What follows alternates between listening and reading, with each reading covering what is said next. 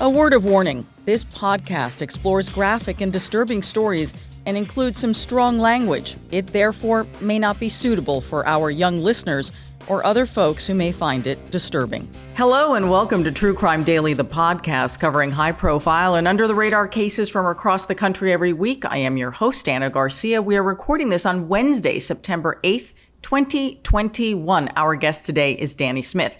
Danny Smith, for 21 years, was a deputy with the Los Angeles County Sheriff's Department. He currently works as a private investigator and consultant, but really his biggest job of all, the one he is so proud of, is he is a prolific writer of detective novels, and the series is called the Dickie Floyd Detective Series, and Danny has a new book out this week. We're very excited.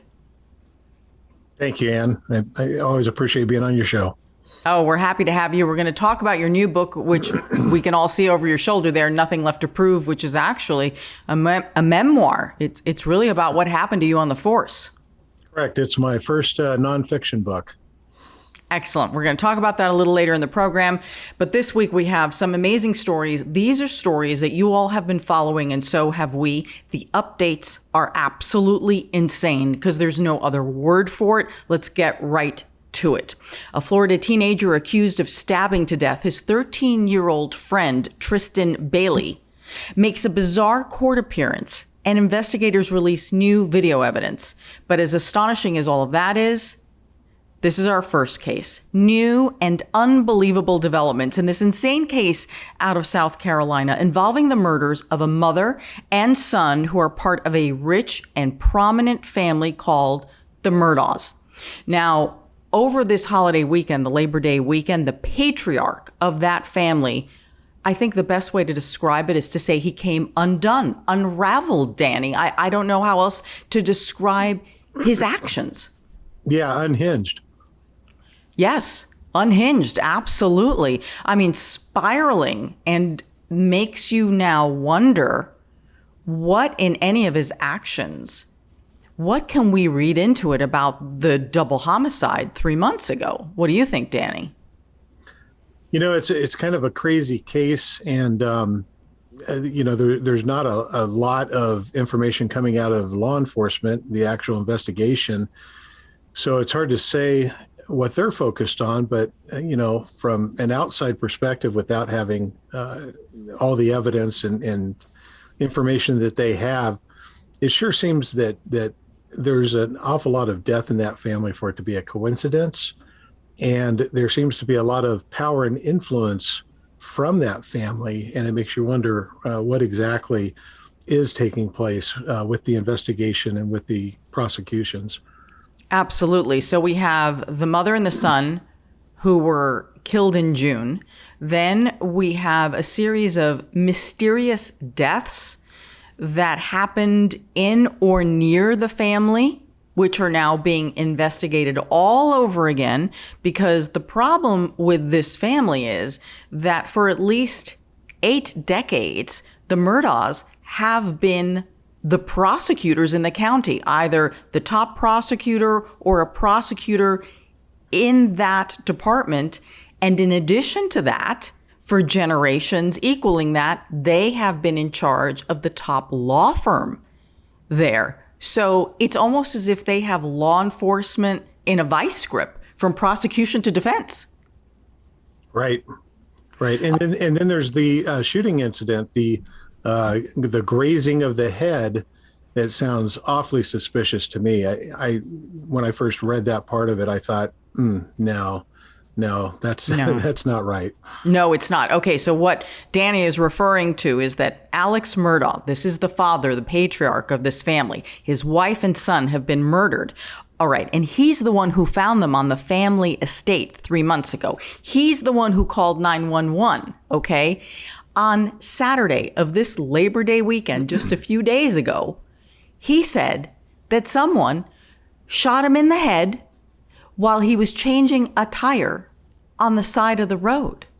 Authorities describe his wound as superficial.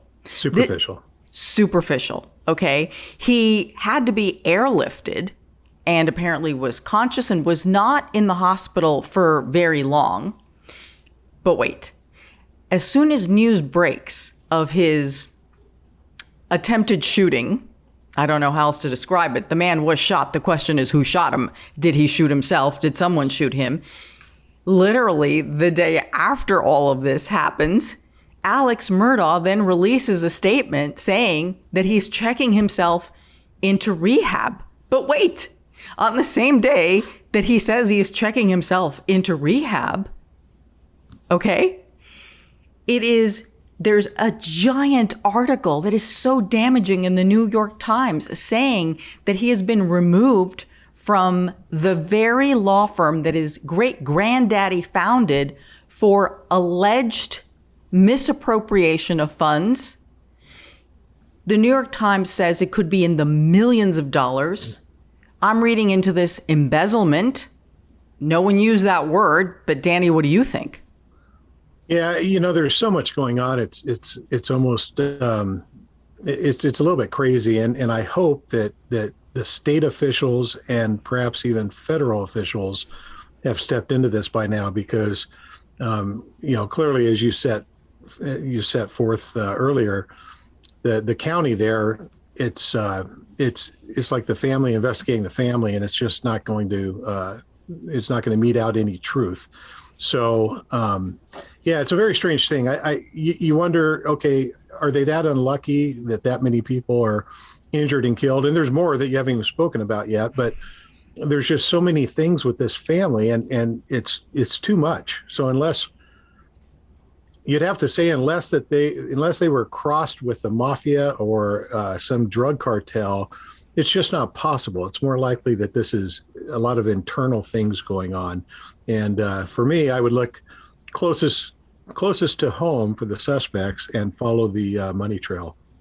And we want to make absolutely clear that Alex Murdaugh, the one who says that he was shot in the head, the one who has been removed from his law firm, the one who is being accused of stealing money, the one whose wife and son he found dead and he called 911. We want to make clear he has not been named a suspect in the double murders.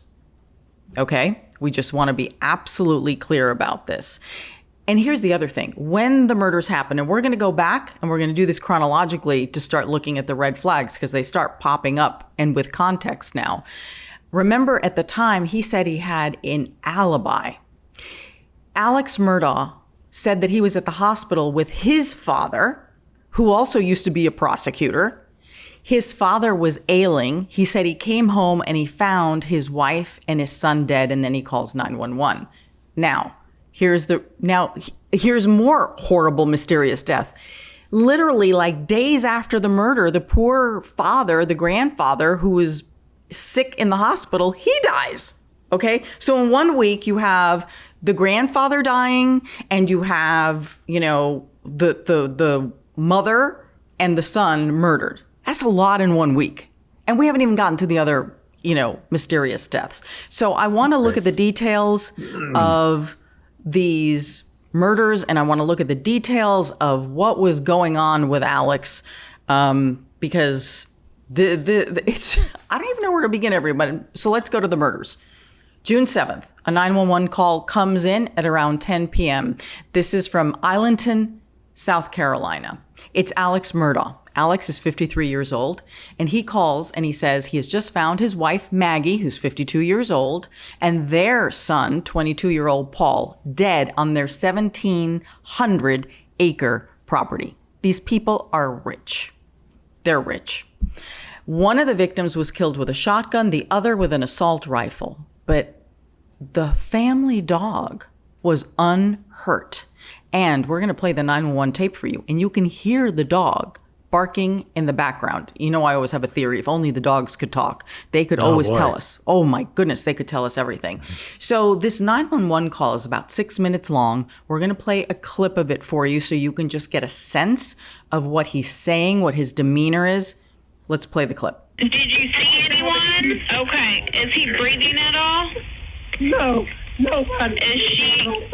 Okay. Do you see anything? Do you see anyone in the area? No, ma'am. What color is your house on the outside? What color is your house on the outside? It's white. You can't see it from the road. Okay, is it a house or a mobile home? It's a house. Okay, and what is your name? My name is Alex Murdaugh. Okay, did you hear anything, or did you come home and find them? No, man, I've been gone. I just came back. Okay, and was anyone else supposed to be at your house? No, ma'am.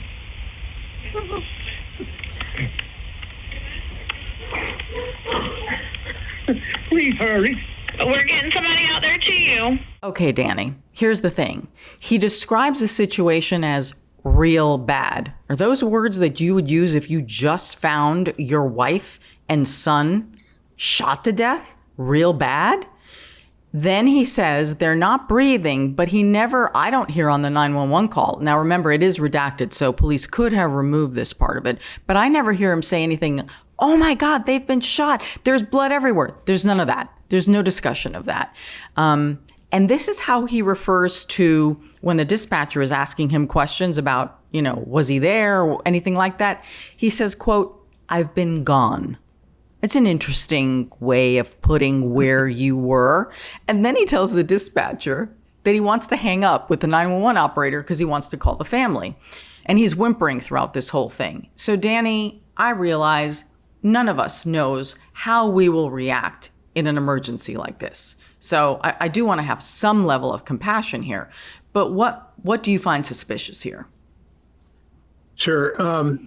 And you're right. And I mean, people can react in different ways, but some commonalities in these things are hysteria. And you don't really get a sense of that. And so there's one thing about the case, a couple of things about it that strike me from the beginning. And like you mentioned, it's on a 1,700 acre property. These are not high risk victims. They're not likely victims. So you have to find out what the motive is. Why were they murdered? The fact that they were shot by two different weapons does give me pause, significant pause. There's, we always look at the people closest to the victims, the family members, the loved ones, the scorned loved ones. And we look at the last to see them alive, the first to find them dead. All of those things are the people that fall into those categories are people we look at very closely in a homicide investigation. And having said that, there's no doubt that the husband would be a person that you would at least want to eliminate as a suspect. You're going to consider him someone that has to be eliminated. You have to make sure he did not do it. And without all the evidence, I don't know what steps they've taken to that end, but he would be someone I'd look at very closely. And I'm just a little bit, like I said, the fact that there are two different weapons used really gives me a little bit of pause about his involvement. In which direction?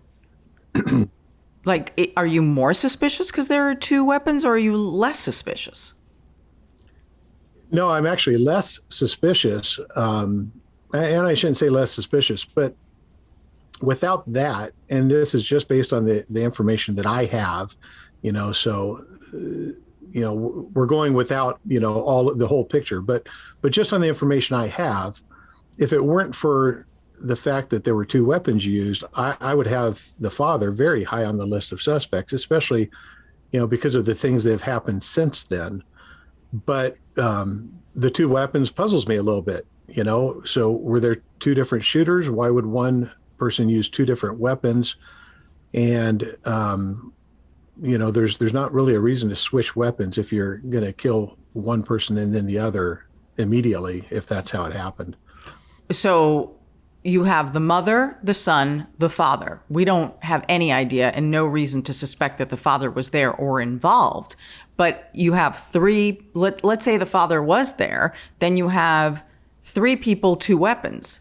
I mean, there's any number of configurations that police could be looking at. And of course, is it possible that within the mother-son relationship, maybe one of them shot the other and then someone else came in and shot the other one. I mean, we don't really know, but I understand what you're saying about the two weapons has you very concerned about, was there just one shooter? Got it. Now I understand. So let's talk about what the coroner's office has released. It's not a ton of information, but the coroner's office says that Paul and Maggie both died of multiple gunshot wounds about an hour before they were found. That hour is, I think, so crucial. Remember, the father's alibi is he was at the hospital. So just putting that out there as a little flag. Now, the Island Packet newspaper reports that Paul Murdaugh, who's 22, was a student at the University of South Carolina, that he was shot in the head and the upper body with the shotgun. But his mother, Maggie, was killed with what appeared to be an assault rifle. Sources familiar with the investigation said that casings were also recovered from the scene, and their bodies were found separated from one another, different rooms. Yeah, I didn't know what that meant when I read that they were separated from one another. I mean, they might have been separated when they were each killed. So without, being privileged to the scene investigation, blood patterns, the evidence inside the house is going to tell you who was killed where, and if any body was moved after the murders. There's a lot of stuff that we just don't know, but all of that would make it that much more interesting as far as trying to decipher, who our suspect might be. Well, since this is a community in which the Murdaughs pretty much have a hand in everything, the prosecutor on this case, originally assigned to this double homicide, has had to recuse himself. So my concern all along has been, unless there is truly an outside agency taking the lead in this investigation, I'm going to have to think that almost everything is potentially corrupted here. And yeah, it could be, and that's why I mentioned earlier that it would be refreshing to know that either the state agency or even the federal agency has gotten involved in this, but I don't know if they have. The state has been involved. I don't know about federal authorities, although if there are new charges, for example, of alleged misappropriation of law firm funds, depending on how that happened and the jurisdictions in which it happened, that could bring the feds in. That could be more of a federal case than a local case. And the law firm did release a statement just saying that they have turned over evidence to the appropriate authorities. So that there's an investigation, that the call's already been made and that the files are being turned over. Now, when the mother and the son were first found murdered, the town gossip was pretty clear. The town gossip was like, oh, everyone's whispering, this is retribution for how the family has acted, and retribution specifically for some mysterious deaths, and then specifically the death of a young woman involved in a boating accident in which the younger Murdaugh, Paul, who was murdered, was driving the boat. And whether he got, special treatment and lower charges as a result of his family's connection. So at the time of his murder, Paul was facing felony charges for a February 2019 crash that killed 19-year-old Mallory Beach. Paul had allegedly been drinking, was behind the wheel of the boat with 5 passengers, and that he crashed into a bridge piling at about 2 a.m., according to records. But Mallory was thrown from the boat and her body was not found for another week. People who were on the boat describe Paul as just not only being drunk, these are his descriptions, their descriptions, but they said that he was also nasty. He was arguing with his own girlfriend and spitting in her face, and it's just like, oh. So when the town started saying, ooh, this is retribution, there are reports that everyone who was on that boat voluntarily gave up their DNA to investigators of the double homicide because they wanted to be clear they had nothing to do with the homicide. It's like, here, take my DNA because I don't even want to be in your outer circle of possibilities, which don't you find that interesting? Well, I mean, it's appropriate because, clearly there's that circle of suspects in the murder of the wife and son, it's going to include, those individuals on the boat, the family and friends, close friends of those people on the boat. But, it seems a little bit unlikely, especially since he was charged, and that case hadn't been adjudicated yet, to my knowledge. So I don't know. That's kind of a stretch to think that someone from the boat or one of their loved ones would go there and murder their son, and perhaps, not expecting mom to be there, had to kill her too. It's plausible. I'd look into it as an investigator. Absolutely. As an investigator, you have to look at every possibility. And like I mentioned, even with the dad, you want to eliminate those individuals as suspects, cross them off the list. And that's why, if there is DNA evidence in this case, it's very appropriate and also a good thing that these individuals are willingly providing their DNA samples. So 2 months after the boating accident in April of 2019, Paul, who was 20 at the time, was arrested and later indicted on 1 count of boating under the influence, causing death, and then 2 counts of creating great bodily injury. So his case had not even gone to trial yet. He had said that he was not guilty. And then after he was murdered, local prosecutors dropped the case because the primary defendant is now dead, which of course in no way leads anyone any closer to having any form of justice for Mallory, who's dead. And it certainly does nothing to comfort her family. Now, Mallory's mother is suing the Murdaugh family for wrongful death. And that's not changing, no matter, who's claiming what and what condition they're in. So that is still going forward.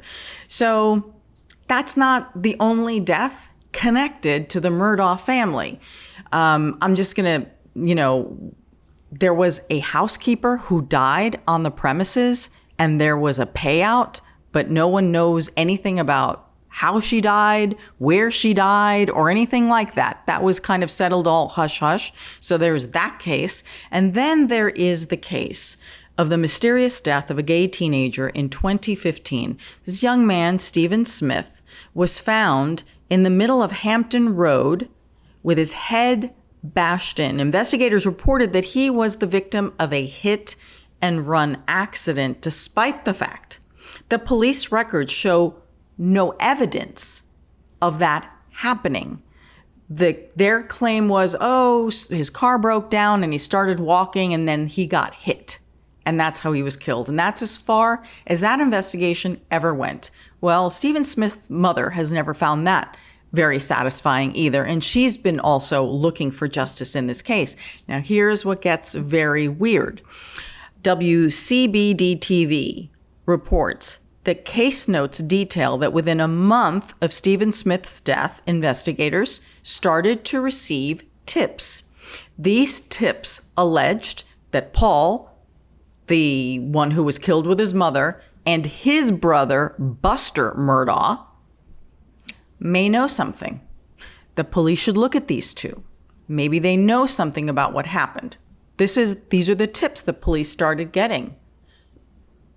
But where did that go? As far as we know, it went nowhere. And now, because of the double murder of the mother and son, state investigators have opened up Stephen Smith's case. Maybe there'll be some justice now for Stephen Smith. But don't you find that weird? I do, Anna, and I think it's interesting when you have a show like yours. I wouldn't be surprised if you end up with a lot of people from the community who know this family, who start offering opinions and comments, posting them on the site here, because we don't know the family. We just know what we're reading, and we're getting a pretty good feel that there's some serious problems with this family. But I would say that it's almost a little bit like there's a it's worse than a dark cloud. I mean, it's worse than that. Yeah.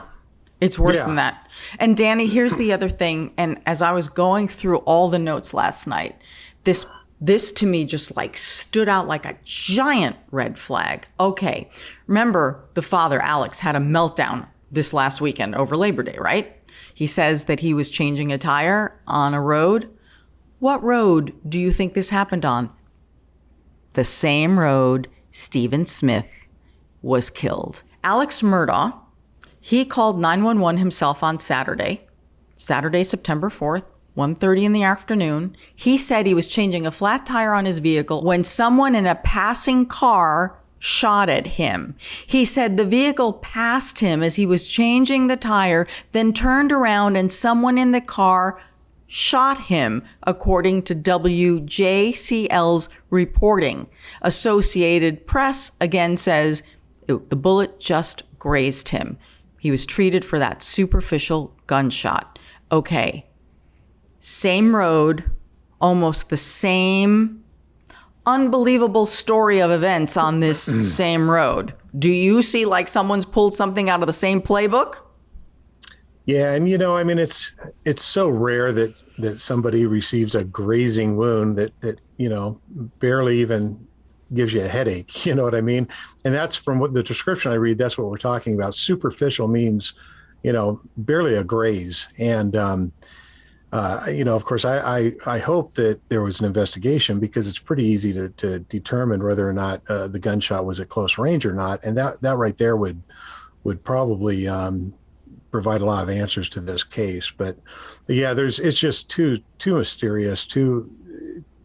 There's too many coincidences for it to just be coincidental.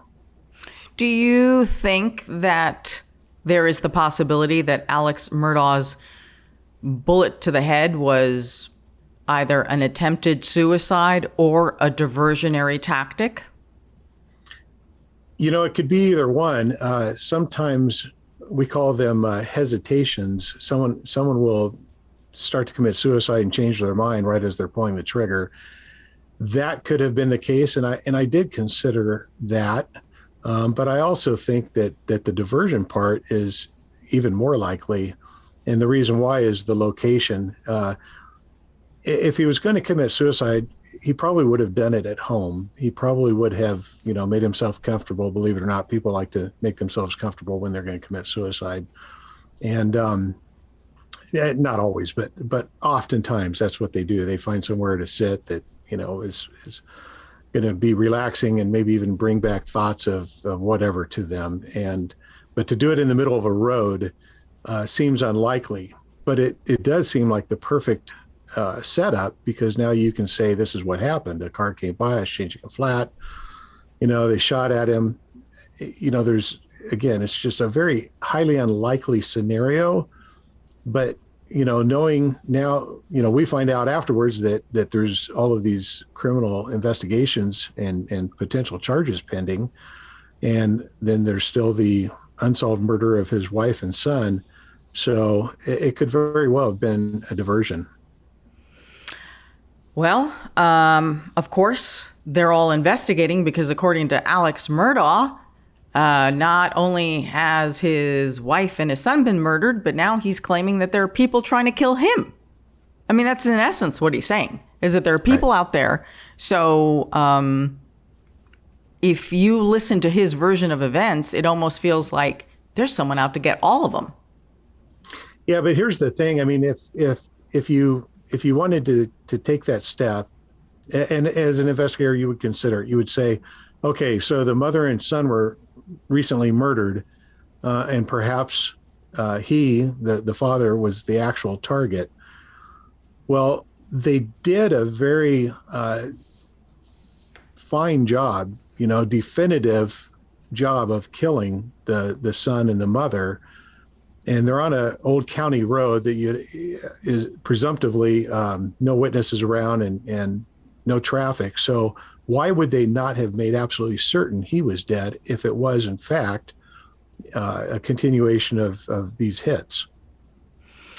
Well, right now, Alex Murdaugh, who probably holds a lot of answers to a lot of the questions, is in a rehab facility. The Associated Press quotes his attorney Jim Griffin, as saying this. Alex resigned after being accused of diverting lawyer fees from the firm. These allegations prompted him to confront a dependency, and he voluntarily checked into an inpatient substance abuse rehab facility after being discharged from the hospital, and that would be for the shot to the head. So, want to make clear, Alex Murdaugh has not been charged yet in any way, is not considered a suspect in the double murders, but this is some suspicious stuff that's going on in this family and neighborhood.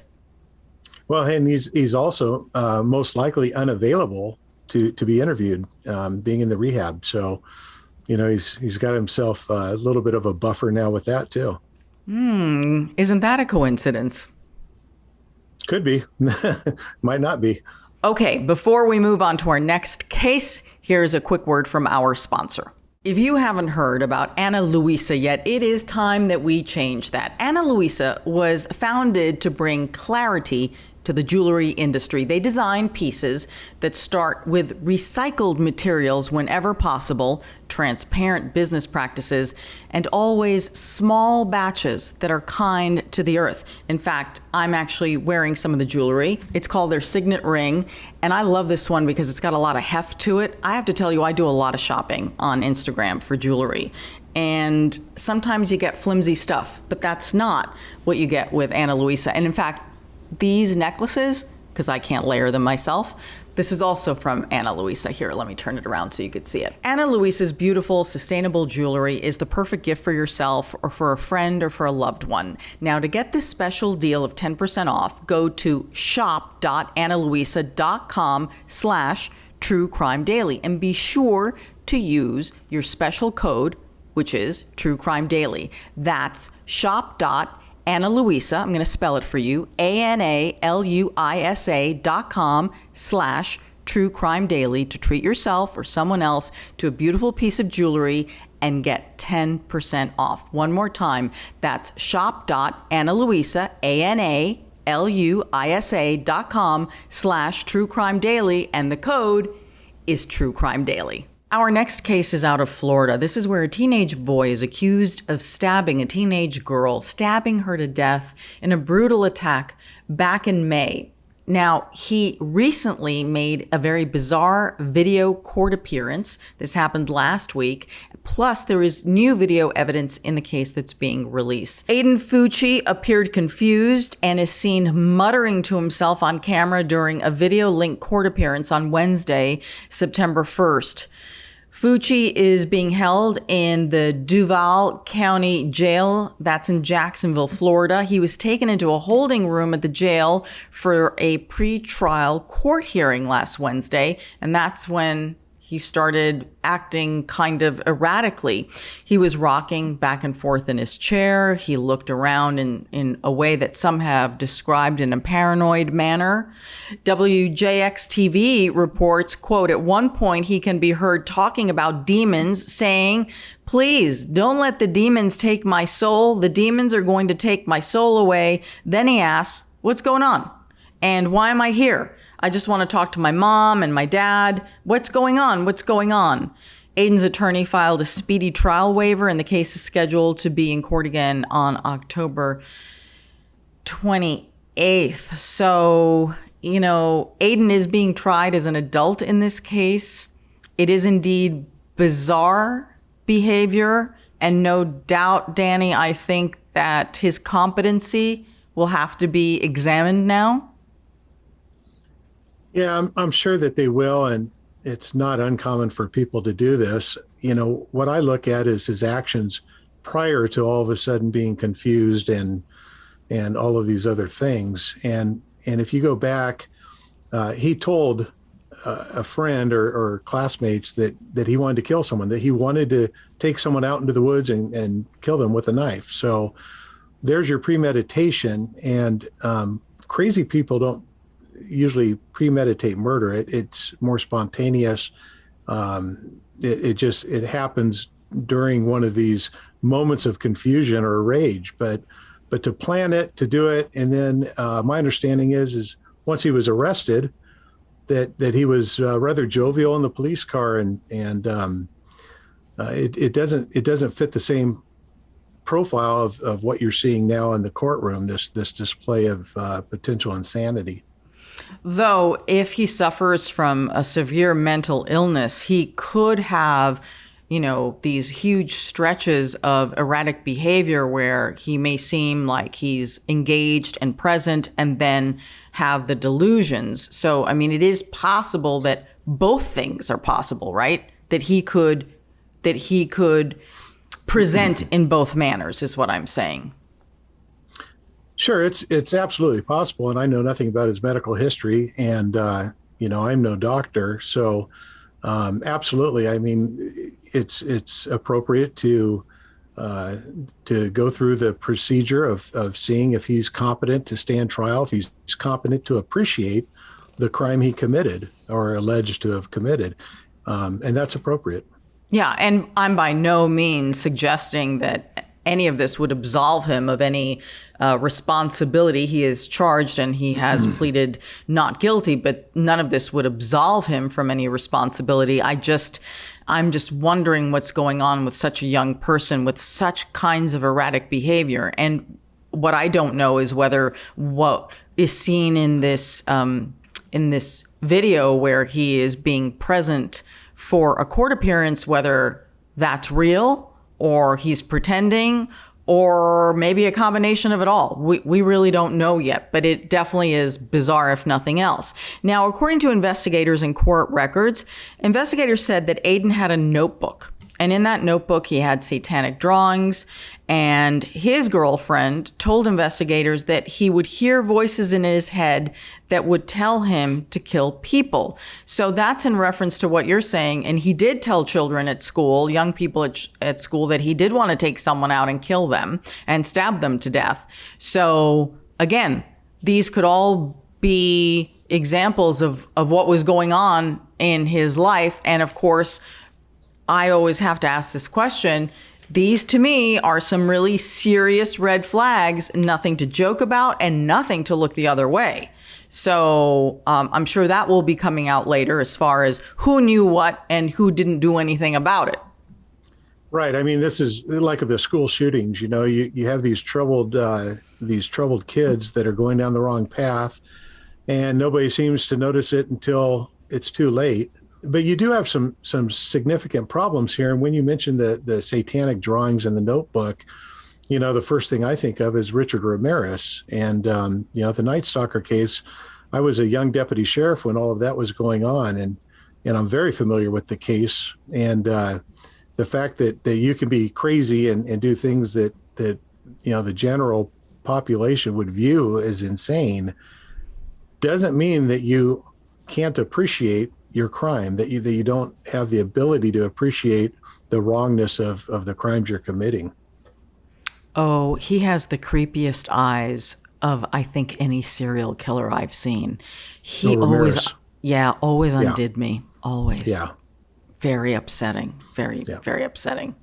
I can handle a lot of crime, but when it comes to covering serial killers, that's when I kind of come a little undone. Yeah. Yeah. Oof. Yeah.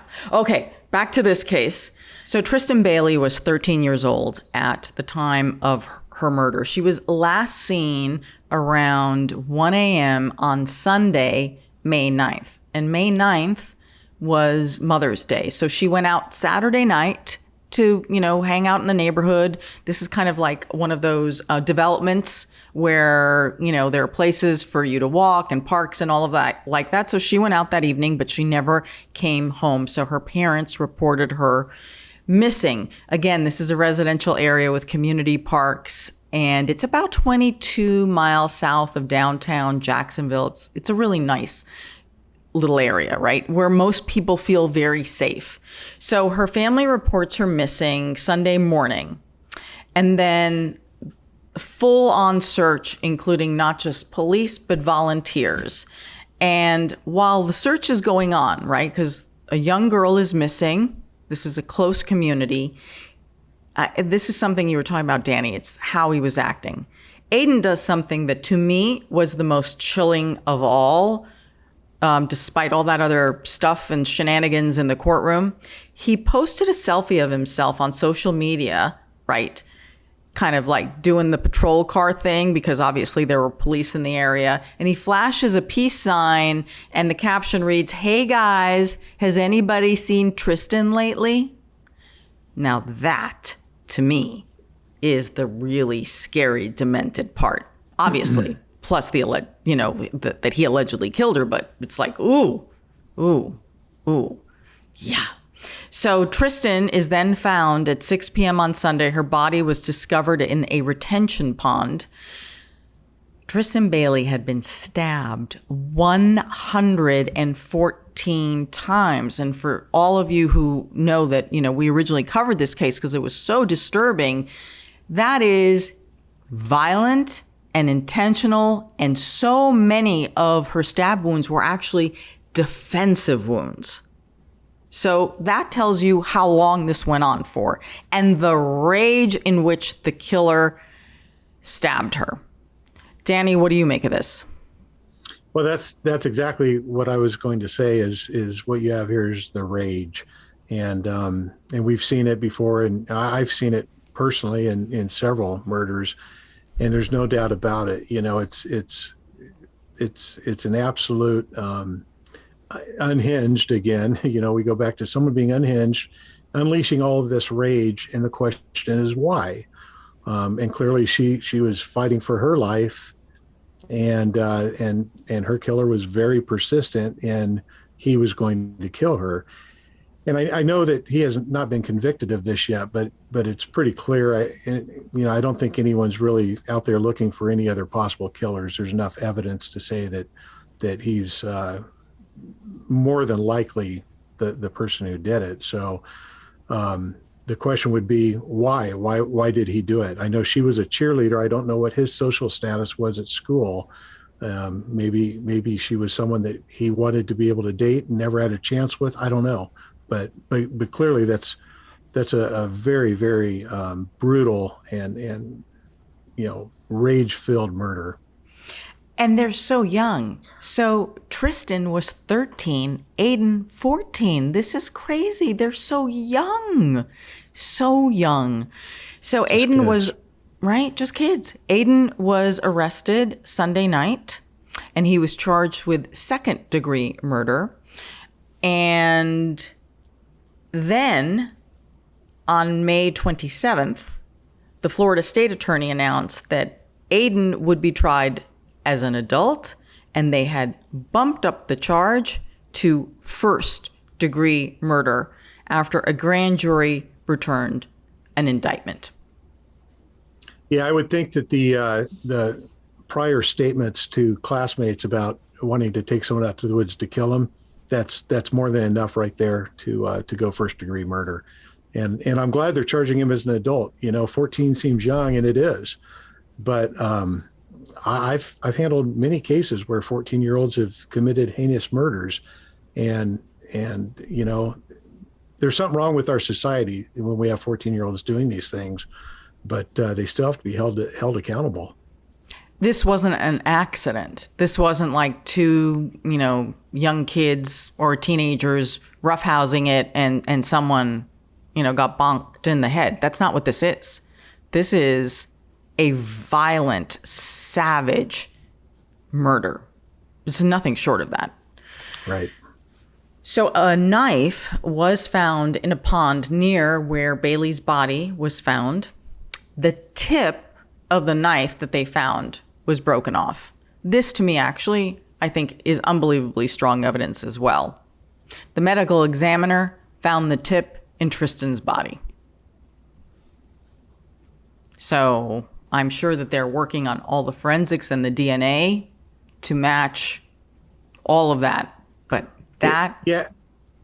Mm-hmm. Yeah, I was just going to say, that will conclusively put the knife that was found as the murder weapon. And of course, her DNA will also substantiate that. But it's also very likely that his DNA is going to be found on that weapon as well. It's very, very seldom is there a knife attack where, the attacker doesn't end up getting cut as well. Well, that brings us back to what you were talking about. You were talking about how the mother is now, Aiden's mother has been charged with covering up because she was in the process of washing some bloody jeans. And the question, of course, would be whose blood would that be? It would most likely be Tristan's blood. And some of it could also be Aiden's blood, right? We don't know what wounds, if any, he had. We're still waiting on that kind of information. So some of the DNA testing has come in, and police say that her DNA was found on his shoes and on a T-shirt that was found in his bedroom when police went to talk to him and to search the property. But what is in debate here is what evidence was there on the jeans? Like, how helpful could those pair of jeans have been? On June 5th, Aiden's mother, Crystal Lane Smith, she turned herself into authorities, and she was booked and charged with destroying evidence. It's a third-degree felony. She was released on a $25,000 bond. The St. Augustine Record newspaper reports that home video surveillance from Aiden's mother's own home, right? When you kind of help your own case here, recorded her taking a pair of jeans from her son's room after he was taken into custody by the sheriff's deputies on Sunday night, the same jeans that Aiden was reportedly wearing during that attack. So in the arrest warrant, they write, Smith retrieved what appeared to be a pair of blue jeans, taking the jeans to the adjacent bathroom and appeared to be scrubbing the jeans in the bathroom sink. The video then showed Smith taking the jeans to her master bedroom for a period of time. So that would be surveillance cameras inside the house. Yeah, and I was going to say, Anna, that brilliant police work there. That's one of those things that could be overlooked. With a case like this, you wouldn't necessarily immediately think that, the video surveillance in the home after the murder would be beneficial, but clearly it can be, and in this case it has been. So yeah, good for them. Great investigation. And then police records also state that the bathroom sink tested positive for the presence of blood. We don't have more detail on whose blood it was or anything like that, but I'm sure that's still coming. So I think you've got his writings, his sick desires to kill someone that he verbalized to friends. Then you have her DNA on his sneakers. You have the bloody jeans. You have her DNA on his T-shirt. You have the home surveillance video. You have him acting weird. You have the mother charged for covering up for the son. It's quite a case that they're building. It is. It's a really solid case, and my sense of the matter is if they don't buy the insanity plea that he's clearly going to make, they'll be wanting to negotiate some type of a plea agreement, and in a case like this, I really hope the state does not allow that. They need to prosecute this person and prosecute him to the fullest extent. And like we said, these are cases when we say to you on this program that we're going to keep an eye on these cases, we do. And when there are huge developments like we just saw in these two cases, we will bring them to you because they're cases that everyone wants to know more about and everyone truly wants justice here. It is time for our comments section. These are the crime stories that you all are talking about on our social media. And so we have our producer and the man in charge of all things social media and web, Owen Michael. Hi, Owen. Hi, Anna. Hi, Danny. Good to hear and see from both of you today. How about a lighter side story? This one's in Florida also. We've got recent development just this weekend. Deputies in Pinellas County, Florida, were in the middle of a SWAT standoff when a naked woman drove a golf cart onto the scene near Clearwater. An 18-year-old male suspect was on a roof. He was surrounded by SWAT officers and deputies when Jessica Smith allegedly drove a golf cart past officers and ignored calls for her to leave. Smith reportedly had a, quote, distinct odor of an alcoholic beverage coming from her person. Additionally, she was completely nude, according to the arrest report. She was booked on charges of resisting an officer without violence. Gregorio W. said she was clearly the distraction so the suspect could get away. Raylan M. said not all heroes wear capes. And Paulo P. said the cops are now trying to get to the bottom of this. I need a rim shot for this for some of these jokes. Wow. Okay. Yeah. Well, that's a little different. The question is, do we really believe that she was trying to divert attention to help the guy on the roof, or she had her own situation going on? Yeah, right. That's what I wondered. I mean, that caught me off guard. I thought, oh, interesting, but I'm speculating, but having been to Florida and having covered a few Florida stories, I'm going to say that, you're likely to see a random naked woman driving a golf cart, or man for that matter, around the vicinity of various places. So, again, it's just speculation, but yeah, it seems like another day in the life. Yeah. Okay. Thanks, Owen. Always happy to bring the latest Florida story to everybody. We appreciate it. Always need a little bit of a laugh. Thanks, Owen. See you next week. Bye, guys. See you next week. Bye, Owen. Danny, we talked at the top of the program about your new book. This is a memoir. I find something really fascinating here that you shared with me when we were talking last, that you started writing as almost a directive from your therapist to deal with your PTSD from all that you had experienced on the streets of Los Angeles as an officer. That's a true story. Most people who have any success in writing, when they're interviewed, they say, I always knew I wanted to write. I started writing as a kid. I never had a clue. I honestly didn't.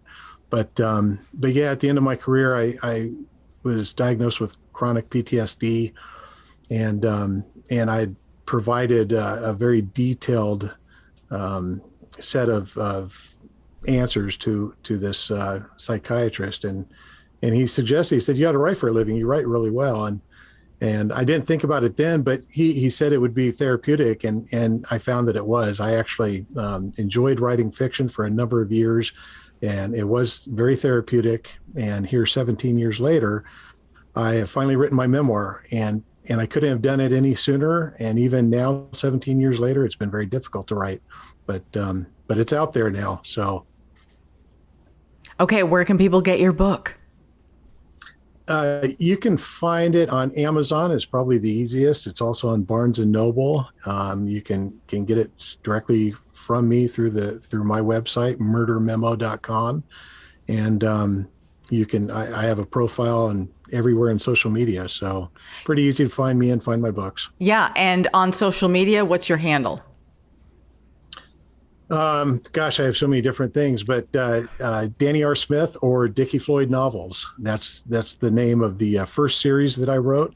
And that's kind of been a tag that's hung around me for all of this time. So. Okay. Well, we wish you much success with this book. You're quite a prolific writer, and that's a wonderful thing. Thank you, Anna. You can find me on social media at Anna G News, Anna with one N. And of course, you can listen to our podcast wherever you get your podcast, but very specifically on Spotify, Apple, Stitcher, Google. And of course, you can watch us on YouTube. Subscribe to our channel on YouTube so you can get updates, because we're adding a bunch of new podcasts, which is really exciting. And you can also subscribe to our newsletter at truecrimedaily.com. So until next week, I'm Ana Garcia. This is True Crime Daily, the podcast. And as we always say, don't do crime.